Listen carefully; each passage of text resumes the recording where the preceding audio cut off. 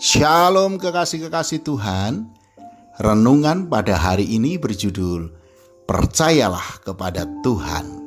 Sebelum kita mendengarkan renungan pada saat ini, marilah kita mengawalinya dengan berdoa. Bapa, di dalam nama Tuhan Yesus Kristus ya Roh Kudus, jamahlah setiap hati anak-anak-Mu yang pada saat ini mendengarkan renungan dengan kasih kebaikan Tuhan. Sehingga hati kami menjadi tanah yang subur bagi kebenaran firman Tuhan. Kami sambut berkat firman-Mu di dalam nama Tuhan Yesus Kristus. Amin. Firman Tuhan pada saat ini terambil dari Markus pasal 11 ayat 22. Yesus menjawab mereka, "Percayalah kepada Allah." Kekasih-kekasih Tuhan, banyak orang percaya bahwa kuasa Tuhan itu tak terbatas dan tidak ada kuasa apapun juga di dunia ini yang bisa mengalahkan kuasanya. Namun, mengapa banyak orang justru mencari solusi di luar kuasa Tuhan? Kondisi inilah yang hari-hari ini banyak terjadi di sekitar kita. Mereka menjadi kecewa kepada Tuhan karena Tuhan tidak segera mengabulkan doanya. Mereka berharap ketika kata penutup doa amin terucap dari mulutnya, maka saat itu juga Tuhan harus mengabulkan doa-doanya. Inilah salah satu alasan mereka mencari solusi di luar Tuhan. Banyak orang Kristen yang bertanya-tanya dalam hatinya, mengapa pertolongan Tuhan itu begitu lamanya?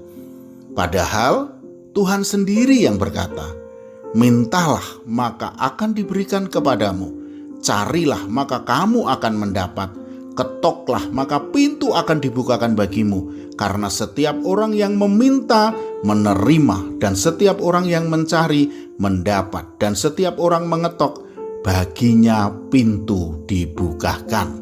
Matius 7 ayat 7 sampai dengan 8.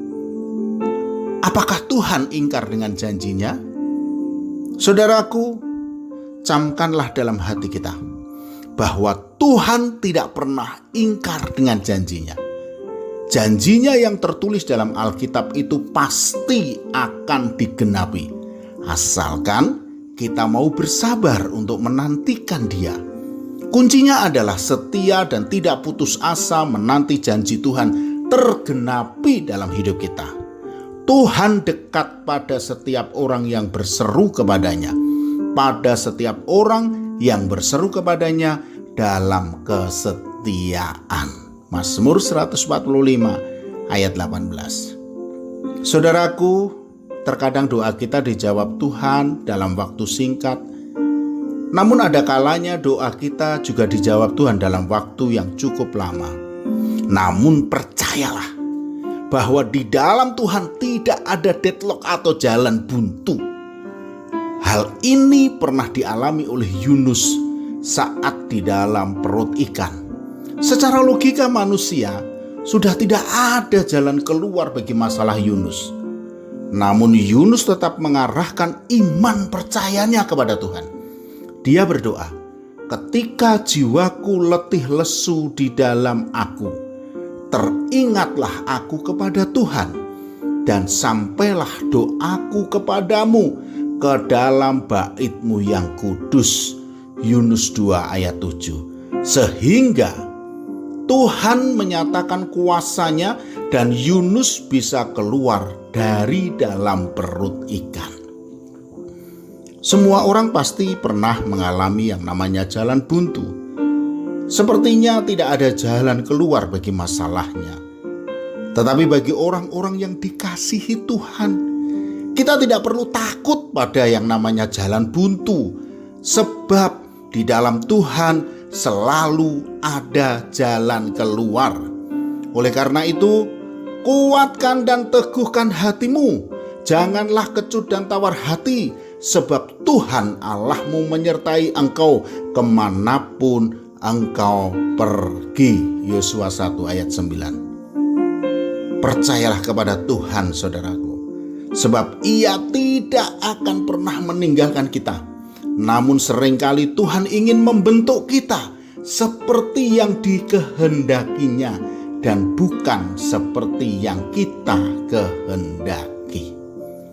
Amin. Mari kita berdoa.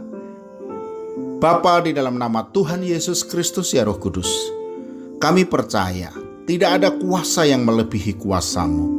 Untuk itu ya Tuhan, kami letakkan segala pergumulan kami di dalam kendali-Mu, karena kami percaya Engkau pasti memberikan solusi yang terbaik, bahkan jalan keluar yang terbaik pula bagi kami.